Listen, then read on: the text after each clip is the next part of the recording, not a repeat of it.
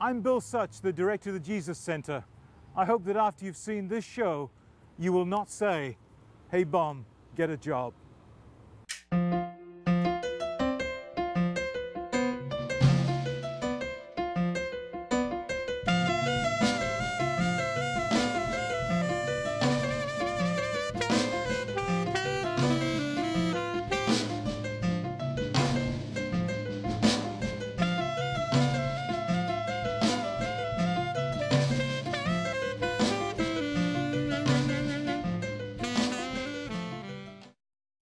One of the biggest complaints that we get is from business owners about how to deal with the homeless that might be negatively impacting their business because they're camped up in their alcove, or they're begging for money or asking for money, and it is affecting to where they're hearing their customers won't come down.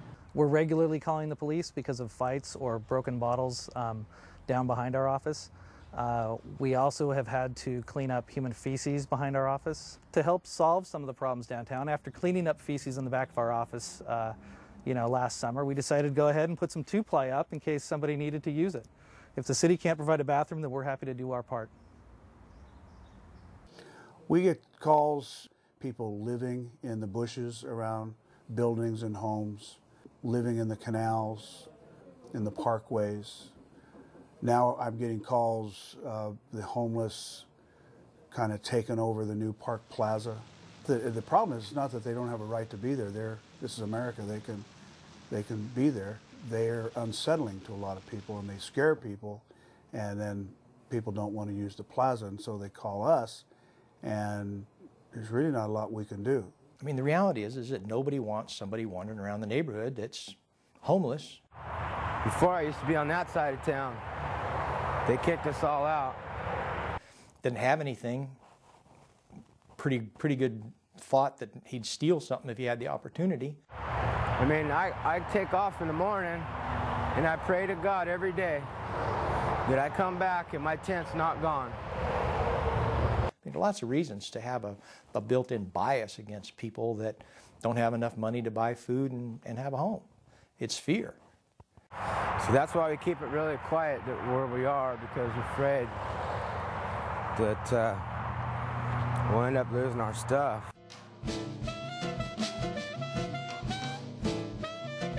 We have an element of not only habitual homeless, but we have transient homeless, and we have transient people that just don't want to work and they want to live off society, and so they're a lot of the problem with the aggressive panhandling and things like that.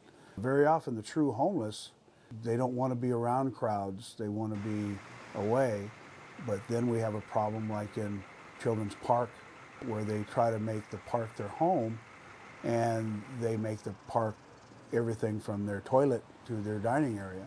Just last week when I made contact with several homeless people, 3 of them had out-of-state licenses that were here.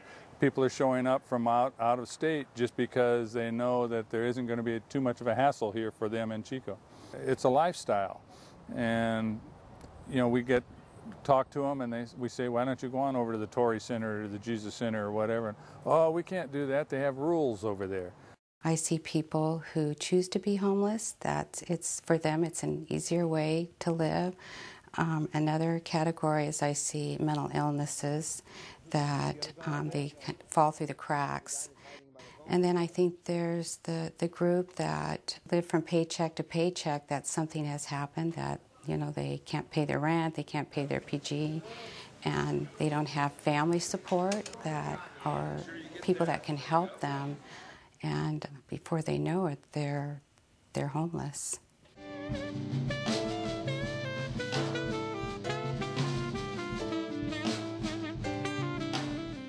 Many of them are accessing services and working through the homeless system, meaning getting off the streets, getting into an emergency shelter like the Jesus Center, the Sabbath House, or the tourist shelter, moving on into transitional shelters. Well, the Jesus Center has been a tremendous resource to Chico in many, many ways. It has for many years in our community fed people on a regular basis. And one of the things that Bill said that he wanted to accomplish was to not just feed people, but to do his best to see if he could get people back on their own. So What Bill and I talked about was looking for people with an attitude that seemed to express a desire to make a change. And just because they have the attitude doesn't mean that they're willing to do what's required. But if you don't start with the attitude, you've got a pretty big chasm to cross.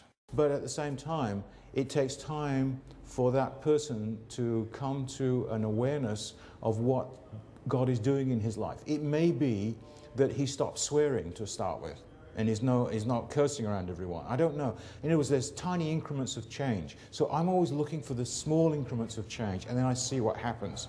They have made a commitment to God, and I accept that it's real and it's genuine, but they've not faced the world yet. I mean their world, the world that happens when they come and get on the streets in Chico and they start meeting their old friends and they have to decide what to do to get a job, and they have to face rejection because of the way that they look. And then they have the old pangs of coming back where they know there are people who they can get drugs from, or they don't know what to do in the day if they haven't got a job, where they're going to hang out. They go down to the City Plaza or Bidwell Park, they meet people that they know. That's the test then. The thing that I can't take, it's not the drunkenness, not somebody who's made a commitment and then shows up drunk. It's when somebody gives up. The thing about the grace of God is I don't know what's going to happen. I've seen people like that, and I've seen them change. It doesn't happen that often, but it happens enough for me to give me hope.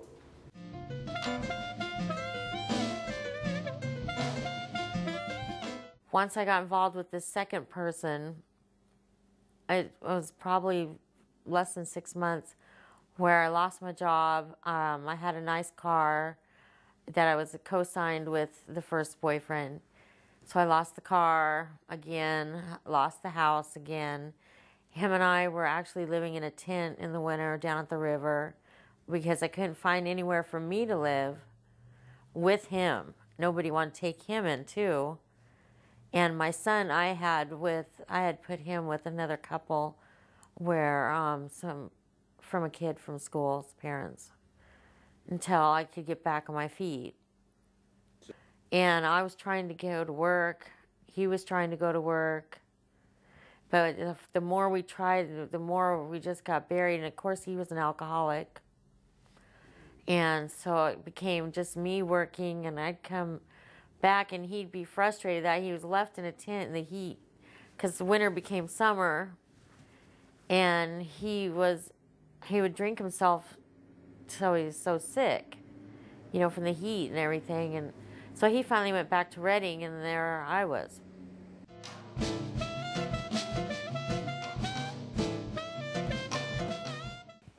I didn't have a whole lot of money saved up, so when the fire season had ended, I had about a couple $1,000s in my pocket. I eventually moved in with my couple friends, and here in Chico, and it didn't work out because they like to party a lot. I didn't feel like I could really relate with them, and so I just said, I'm living in my van. Yeah, a forest ranger kind of knocked on my window. He said, man, I know some people that can help you, and he gave me a card, and I said, I don't need any help. Basically, I can do it myself. I can get on my feet by myself, and so I stayed in my van for a while until it got really, really, really cold. And then so I got the card. I called up the tourist shelter to live there, and then the people from the tourist shelter know where to get food. They go to the Jesus Center, and from the Jesus Center, here I am.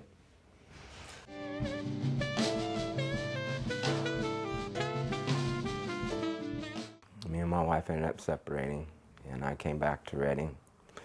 I got a job there working for Interstate Battery for about 4 years as a route sales manager, had 14 routes. I was unhappy, so I moved to Mount Shasta, and I worked for a tow truck company up there. And then things were just really tight. All the mills closed down. Working up there, you had to have 2 jobs, to survive.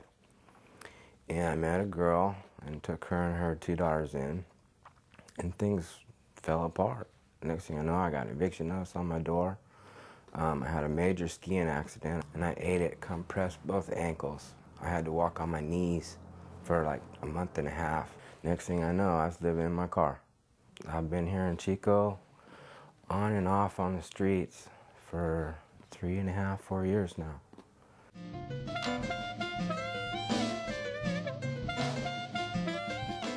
So I started writing checks for myself. I mean, being a bookkeeper and accountant and everything else I was portraying. I mean, I was trying. I was doing my best. I just wrote myself paychecks and signed her name and cashed them, and I went to prison for forgery. I was sleeping in my car outside a friend's apartment.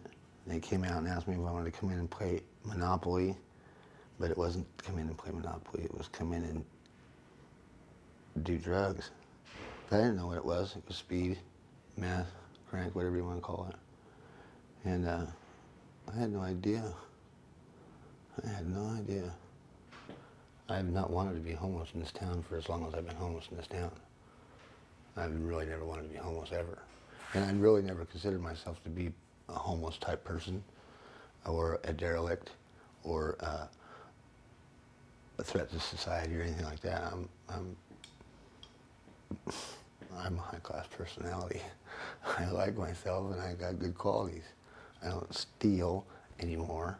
I got 15 years behind. I mean, I got 15 years of not doing anything. So I'm good. I'm a good person. I'm a good person. I'd rather have a job.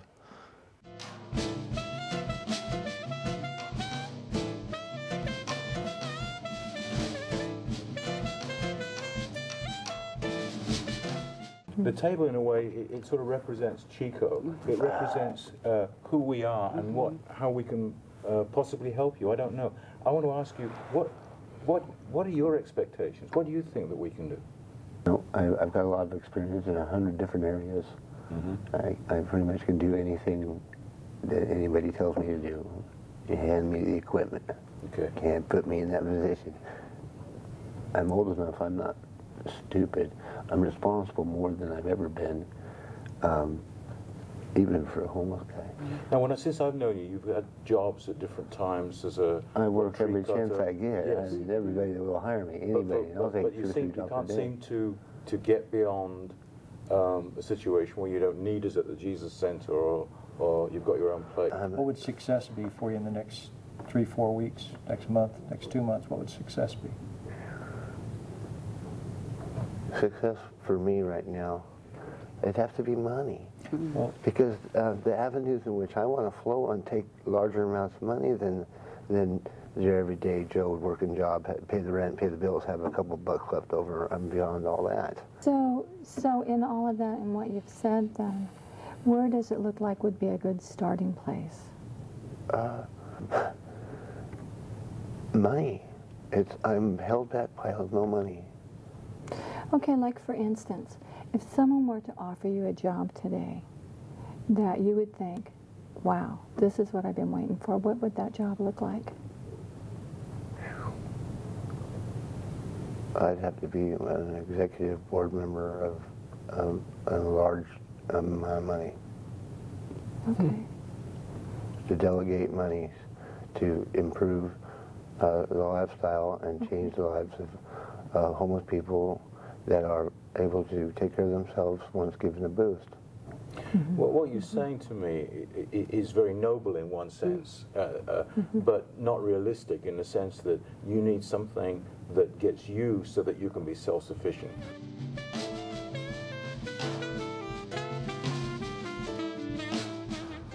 A lot of money. It takes a lot of money to put me into the lifestyle that I believe I should be in.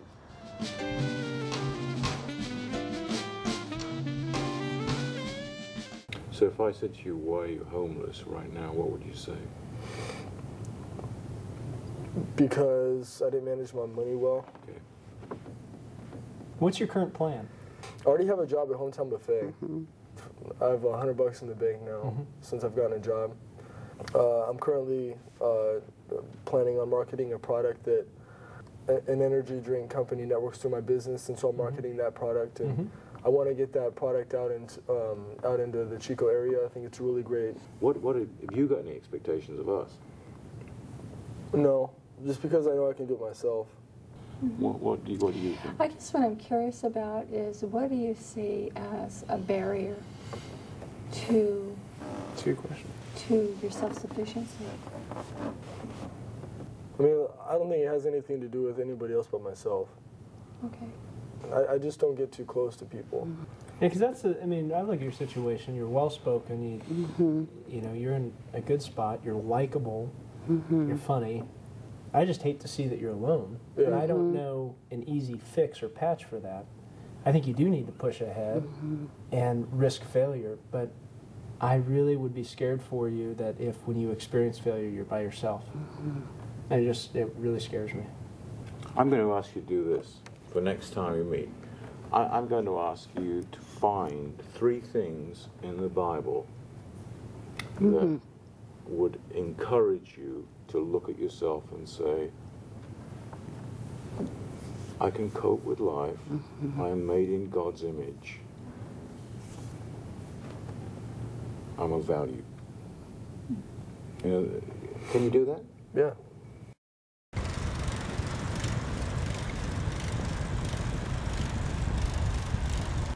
Well, here I am. I'm the next Lance Armstrong. That was fast, huh? Let's see.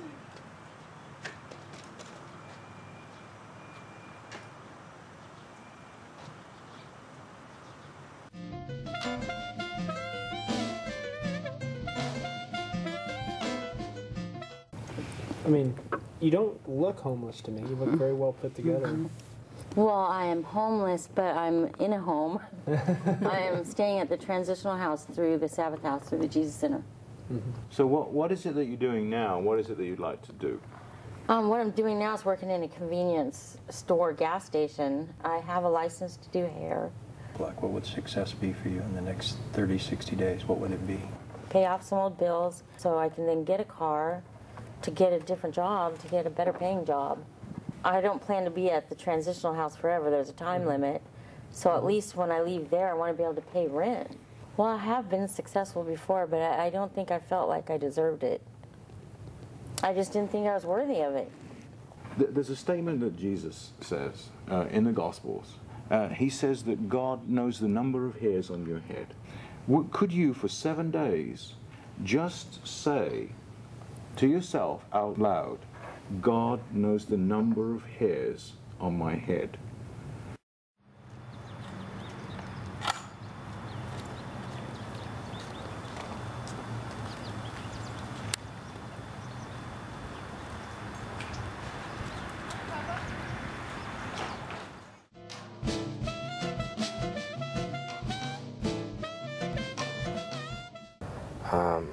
Like today, just for the heck of it, instead of sitting around my camp all day, I got on my bike.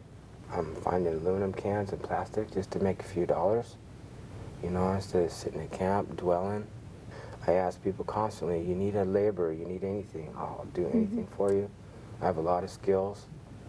What kind of work have you done in the past? I worked for Chevron. I sailed all around the whole United States. I worked on tugboats in San Francisco Bay. I worked on drilling rigs, done construction, landscaping, both sides of it. Route sales manager for Interstate Batteries for 4 years. Drove a big old 8-bay truck, commercial license, welding, everything. I'm really, I've got a dream to get certified. You just got to take a class for, I think it's like 6 weeks. And that's it. I already know how to weld and everything. I've done welding, torching, all kinds of stuff. I'm working for Labor Ready. Okay. What happens there? You get down there early in the morning? Yes, sir. You go at 6 in the morning. You got to be there at 6 in the morning. You sign in. Yeah. Okay, and you sit. And you pray that you go out on a job. Okay. And if not, I usually wait till about 8 or 9 so I can make it to the Jesus Center to get my shower, because I hate being dirty. If you get a job with Labor Ready, is there any guarantee that you can get it? Because it's only temporary, isn't it? That it can become a permanent job? Yes. There is? Yes. Okay. What about, I mean, at our resource center, there's a list that comes out on a daily basis of jobs that relate to, you know, cooking or dishwashing, etc., or basic janitorial work. I would take any one of them. Those postings come out. I get them 2 or 3 times a week. I've been checking on it. Yeah. Is it feasible to say you can go down to Labor Ready, given the weather that it is, because it does look, increments of weather is going to be pretty rough this week? Yes. Okay. What time do you have to be down there? 6 o'clock in the morning. Okay. We will see you next time, next week. Okay. And let's take it up from there. Okay. And see how our relationship develops to help you to become self-sufficient. Okay. Sounds great. It's cold, my alarm's going off. Now I'm still sleeping. I called Carla, get them ready, and she didn't know if there was any work or nothing. But we can do what we can do. Always try to find work as much as possible, and hopefully there's something. But if not,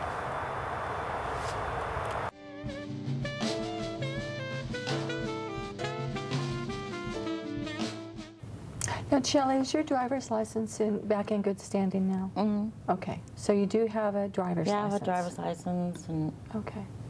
You're working at downtown? I'm working at a convenience store gas station right now, just for some income, because I've paid off, having that job, I paid off all my court fees.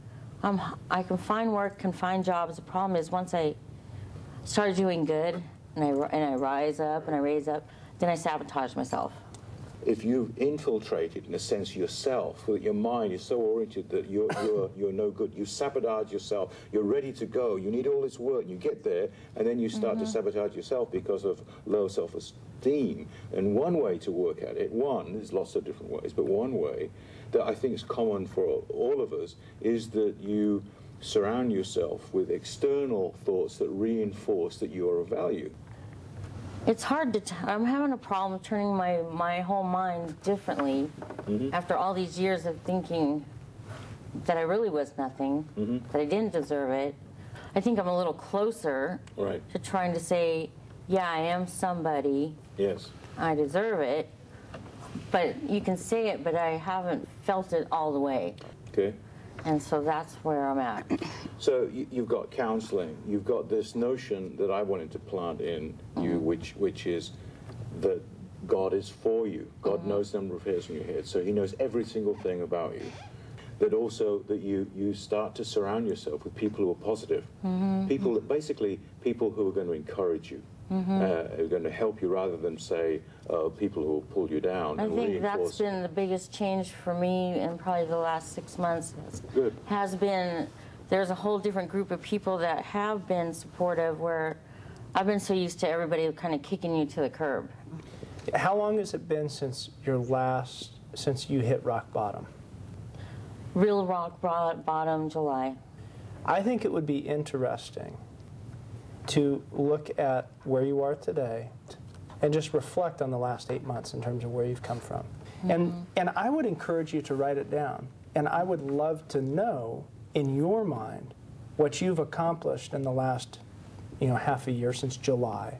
There's been a lot of changes. Can we put that down then as a task that you will do in terms of what Steve said? Because that's a further reinforcement of what I started last week when I suggested that you say that text. What about the job situation? Penny's was the best option I came up with, where they're supplying everything. But what is a good plan B? If not Penny's, then maybe drop a couple of other applications at other salons. I actually have an opportunity in Grass Valley coming up here in the next month to help open up a flower shop, because I was a florist, for 20-something years. That's kind of my plan B. If I really had to go to a plan C, I'd probably even look into school. I don't know. Okay.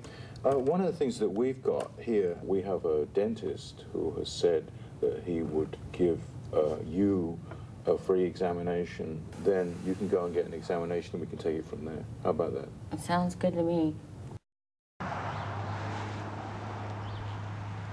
Do you have any special requirements as far as what you would like to see in your mouth? I'd like to see a good smile. Okay. You wouldn't clench probably as much.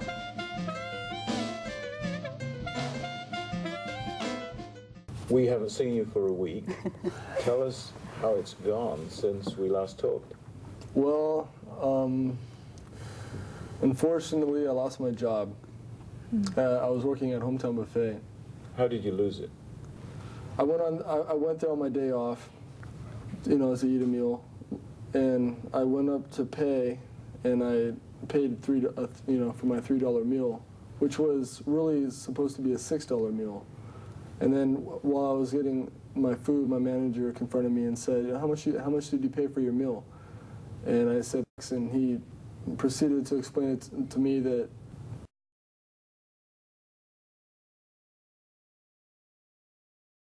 didn't you hear that in your orientation? And I said, you know, I mean, like, I never really listened to those.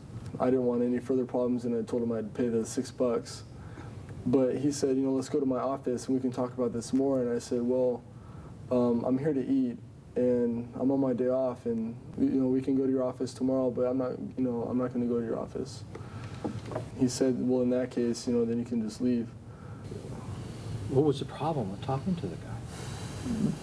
I think it was just the way that he approached me.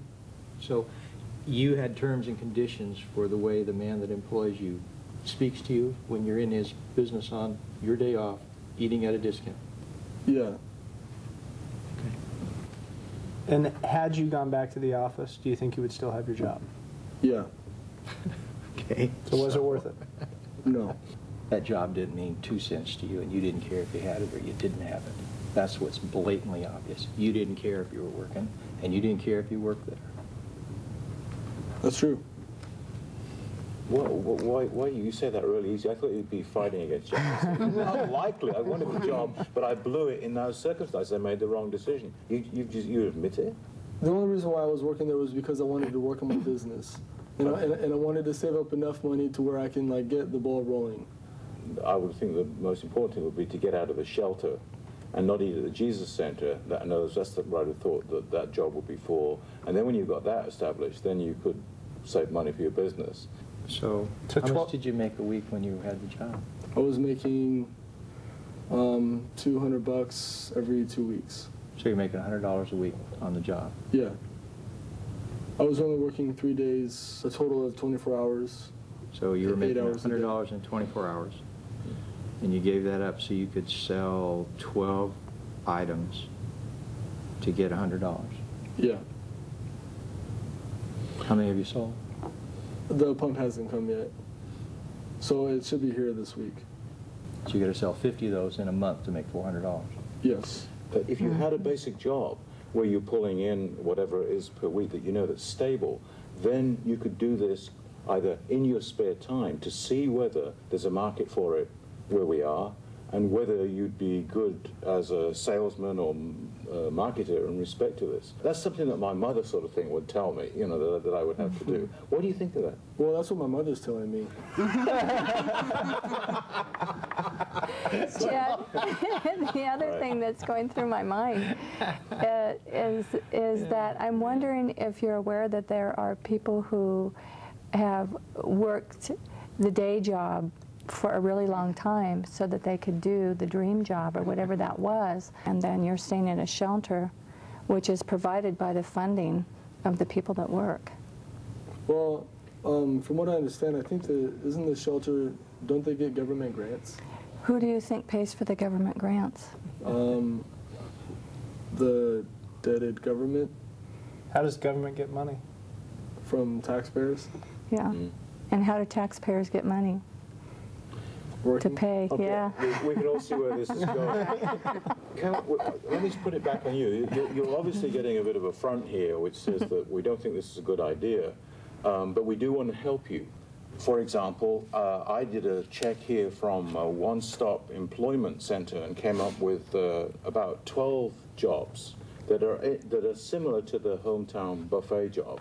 Is that the kind of help that you would consider? With the recognition that this is not your dream job. We understand that for certain. And quite frankly, it may not be a job you particularly enjoy.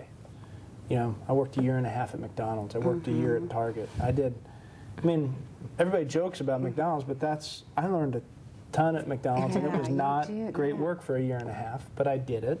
I grew from it, and now I'm very far away from McDonald's. But I cleaned urinals for 2 years. Urinals. People piss in it. Okay, he beat my story on the tickets. I was going to say, can't beat that one, sorry. Okay. So I could get what I needed. What do you think? What can you offer Chad to do in the next 7 days then, where we can help him on the level of what you're talking I about? think he needs to decide that he needs money. He hasn't decided he needs money. Mm-hmm. He doesn't think he needs money.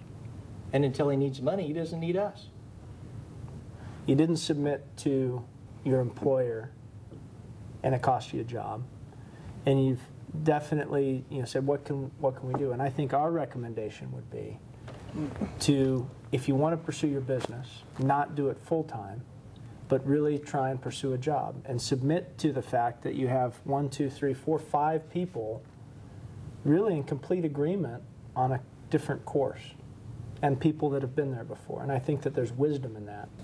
What about if you spend some time with Chad and me, and we work on those very elements, and we're looking through the jobs that you could actually apply for, and that we can actually help you as you go in to apply for it and have an interview. You know that if you don't go into that office, you're not going to have this job. But see, I'm taking it a step. I'm taking a step past that. What I'm saying is that our boy here had a smile on his face when he went in to get lunch, and he didn't have a chip on his shoulder, he didn't have a bad attitude. He was like, hey, nice day, it's a spring day, I'm having a good time, I got friends, life is good.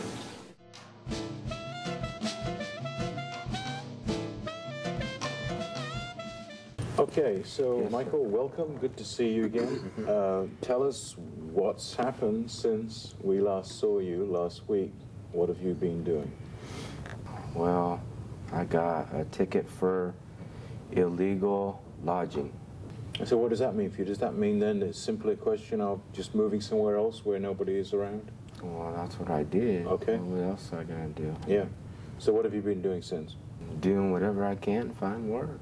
We asked you to check with Juanita at the resource center. Right. Were you able to do that? Yes, I do that. I pretty much go in there and check my mail every day. Okay. So yes, I check on job opportunities and all that stuff. And the problem I have is I don't have a driver's license.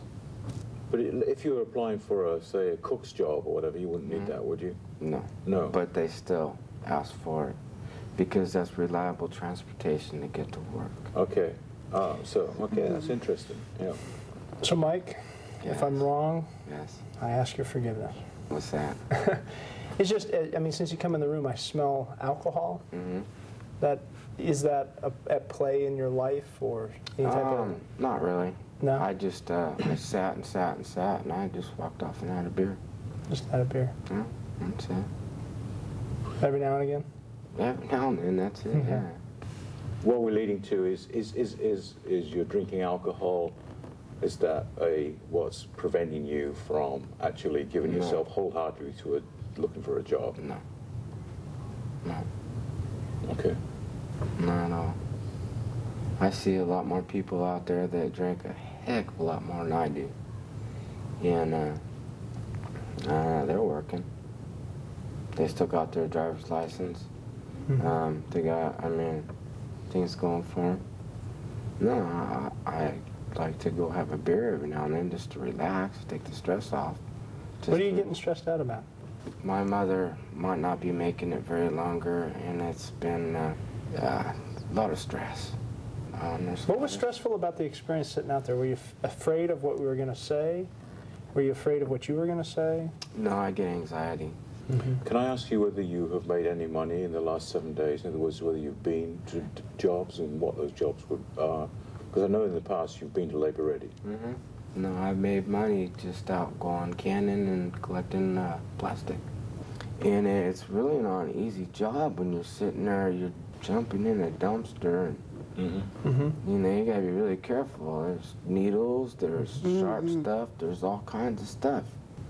I had a look at one-stop employment center stuff that we have at the center.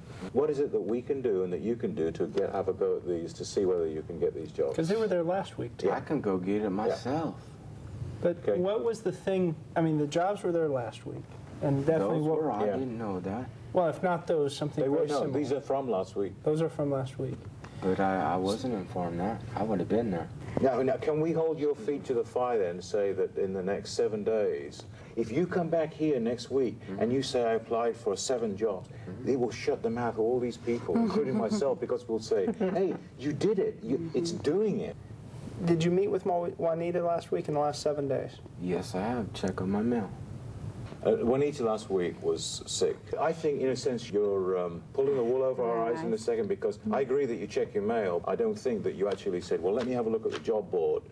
But I do. And I'm computer illiterate. I don't know how to get in a dang computer. Okay, but these are actually, I copied these from a sheet of paper that's on the desk. And the desk says don't take the copy. Okay, but you could ask Donna or somebody to copy it for you, just like I did. Okay, well, I didn't know that, so no. But you said you didn't know these jobs existed, which means you didn't look at the sheet. Not those ones. But they were on the counter. Yeah. I don't know. Let's get back to the point. I mean, what would it take for you this week to do what we wanted you to do last week and work on trying to find a job? There's nothing that would stop me.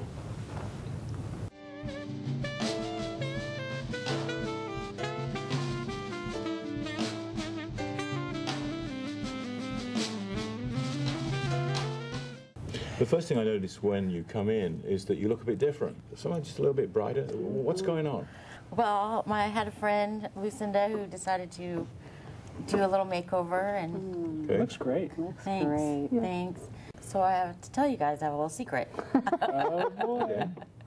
I was opening the newspaper 2 days ago, and out popped an ad that they need a floral designer here in town.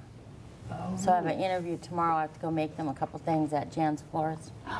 Okay. That's fantastic. Wow. So it'd be 3 days a week, and then I still keep over at the gas station job and until I find a place to go do hair. Okay. So everybody can relax a little bit.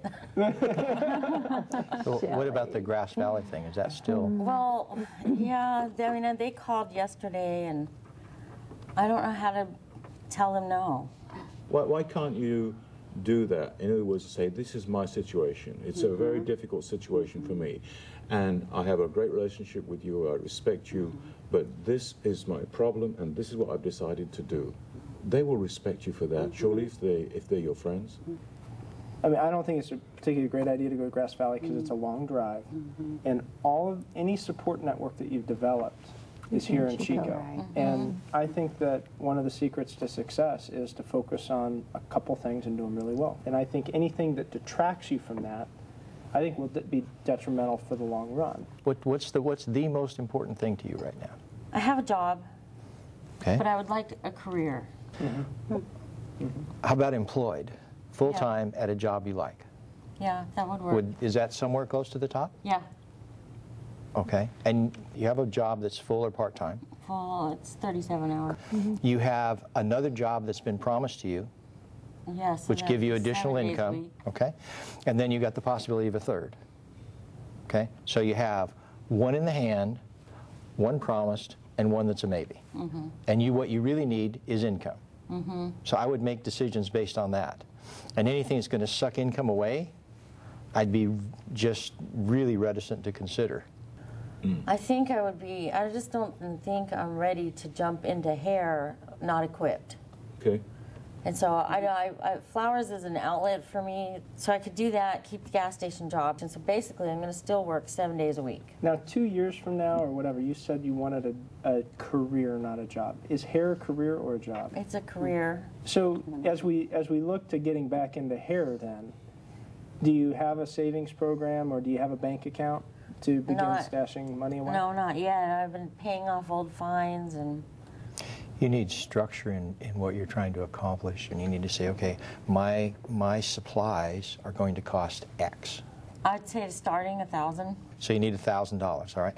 Then how much can you put away each week? And then that goes into 1,000. That tells you how many weeks you have to go. And then you need some reserve money for yourself and for things that you don't count on. So you need to do that, and it needs to go from here to paper so you can look at it. So you can start the day and the week and go, okay, if I put away another $50, it'll get me this many days closer. So that image that you have of wanting to go back into hairdressing and have a career has some reality, and you can see that what you do today will cause you to be one day closer. Right, that makes sense. And if you put it on paper and you write it down, then other people can help you with the planning and the structure that you need. Why shouldn't we encourage Shelley to do one thing, which is to keep the job that she's got and then put aside money for her primarily to become self-sufficient, then to get into a place and keep that job going, and then some of these other things that we talk about can actually be brought about. Right. Well, I think Bill's kind of right. I think money has to be saved to get in a place first. Right. Before you're going to go. Before I can then save money to go do hair. Do hair, I'm going right. to have to break down and get a place and go do hair commission for a while. Is there any final things you want to say? I'm going to go to the interview tomorrow and then take it from there. You're doing a phenomenal job. Great. And I'm really proud of you, as is everybody else here. And you're.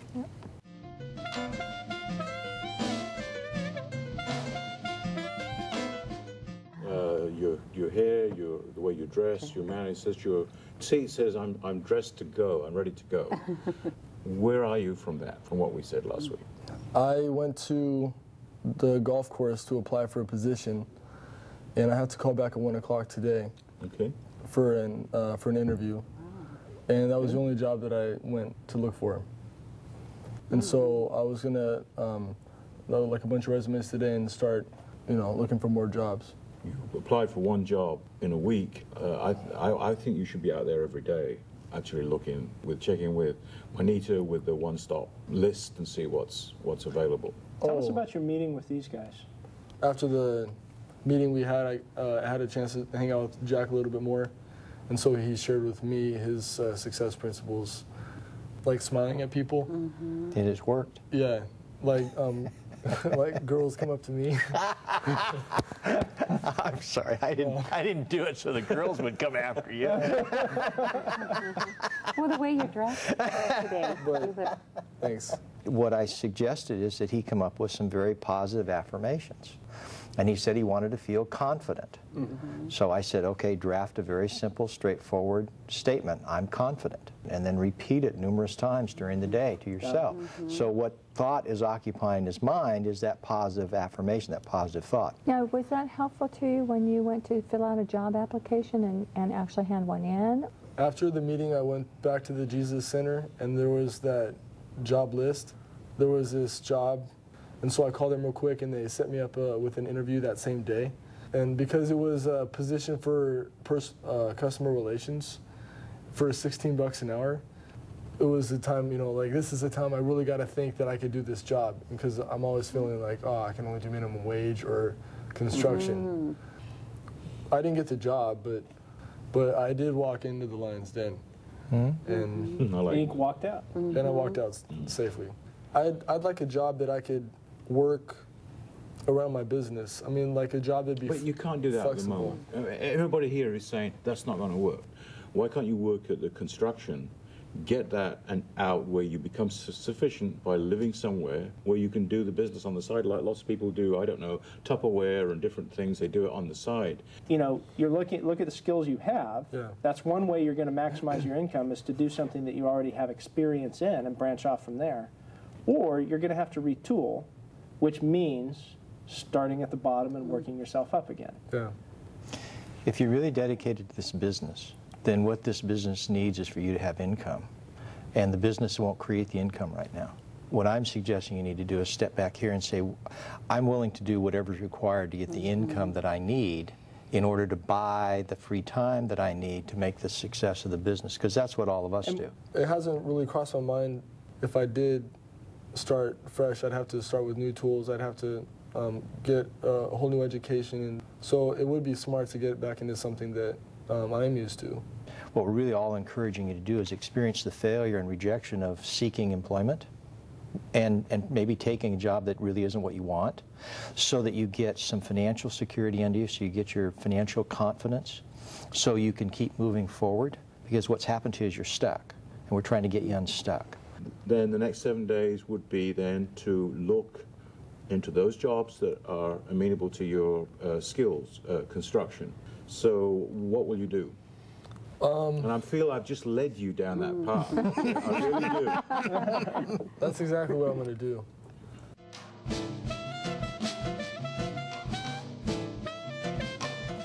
Okay, I've got a feeling that you've got some good news for us this week as you come in. What are you going to tell us? Oh, well, I got the job at the flower shop. Fantastic. Great. So now what's your regimen for the week now, what you've got? Well, this is my last week of working 5 to midnight. Yep. And then Friday morning I'm going to go in 3 hours at the flower shop just to watch how they run things. Mm-hmm. And then start there Saturday. And then start 3 days there next week and 3 days at the other one. So you'll be working 6 days a week then, Yeah, basically? and so I get Wednesdays off the way the schedule's going for the next 2 weeks. Good. All right. And what about the florist business that you talked about then in Auburn, presumably? Oh, from Grass Valley. Oh, I haven't told them yet. Oh. They've been calling too. So let's nail that. You're going to do that when? What are you doing today? I'm working What time's the meeting over? When are you walking out of here? Oh, You you'll need to feel do so this much right better. away. It'll be like a load. I know. I feel like I'm just really letting them down. Yeah. Well, we have a phone here now. 411 gets you information. And they'll do a connect usually. Bill will write down the number for you. Hi, how's it going? Well, are you busy? I'm in the middle of this taping I was telling you about, and I have to call and tell you something. I don't think I'll be able to come up there and work. It is. I just don't think it'll work right now. And I got offered a job down here at Chico Florist. Yeah, it's a good thing, but I didn't want to leave you guys hanging. Okay, good. Okay, well, call me back when you have time, okay? Okay, thank you. Bye. Yay. She's really busy. Yay, that's busy. great. Yeah, Good she's really job. busy. She needs to call back. That was really And good how job. was it? How was she? She said that's okay. It just wasn't meant to be, and Oh, good. Okay. Good. How do you feel? kind of relieved. Yeah.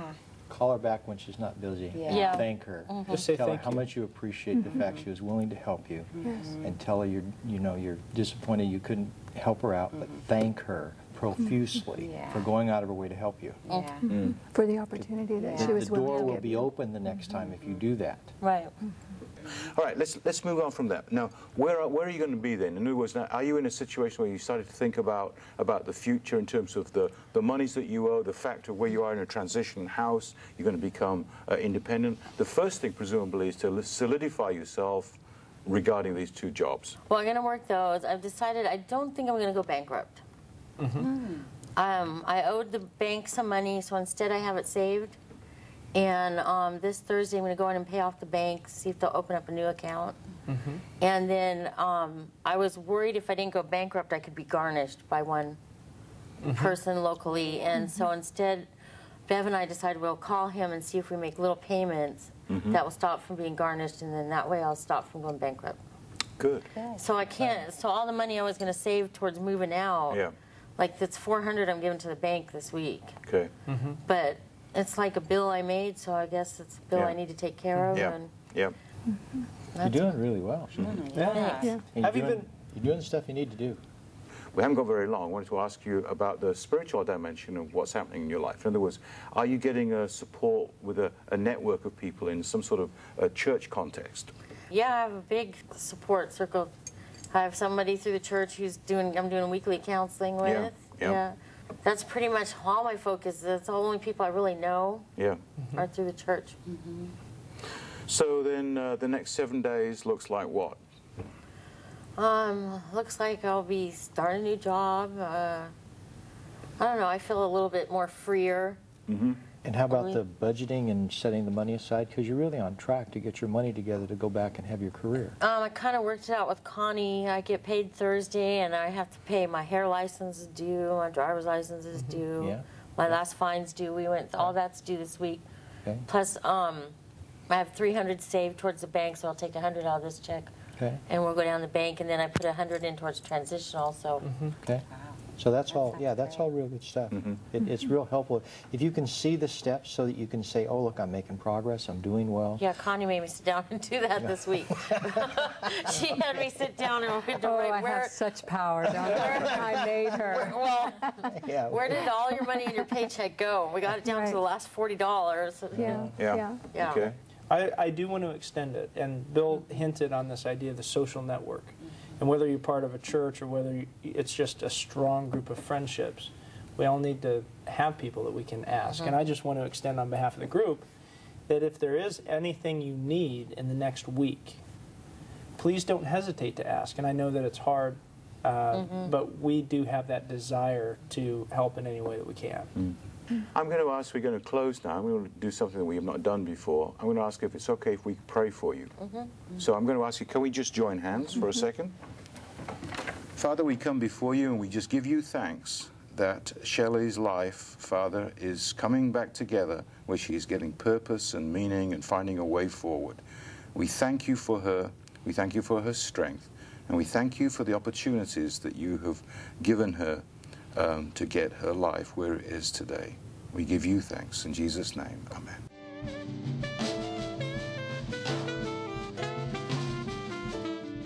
What have you been doing from last week in terms of getting yourself basically a job? I can't say I've really done anything. I went to Circle K. I got this lead from Shelley, the girl that was sitting here before me. She told me about her job at Circle K. With due respect, I wonder about going in to apply for a job at Circle K dressed as you are. It's completely different from last week. You look really smart last week. Well, it is Circle K, so it's not like... What difference does it make if it's Circle K? It's a job. Yeah. First So you want to dress your best. First impressions. Yeah. You really can't escape them.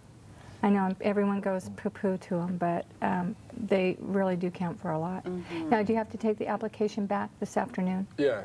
Okay, so see, you got another shot here. Change your clothes. I'll change my clothes and change your clothes. Oh, yeah. How did you spend your week? I'm really trying to get back into the ranger stations. A lot of the time I spend at the library just checking my Hotmail. I feel like I'm sitting on the couch with my mom right now. You are. I know. Done it. If your mother was here, she'd be agreeing with us. Yeah. No, it's just like I see a pattern for people that are unsuccessful. Oh, this must be the pattern that they have, you know, of not doing anything. I can tell you that I looked at one-stop jobs this morning, today, and there is one there from Chico in respect to firefighters wanted for the summer. Yeah. And I wondered whether you'd seen that. Firestorm. I talked to my brother about it, and he said, don't do it because you're going to have to pay for the hotel, and you're going to have to pay for all your food, so you're not going to get, you know, the money that you think you're going to get. I don't know, I feel like all these doors going bam, bam, bam. Listen to what you just said. You listen to your brother.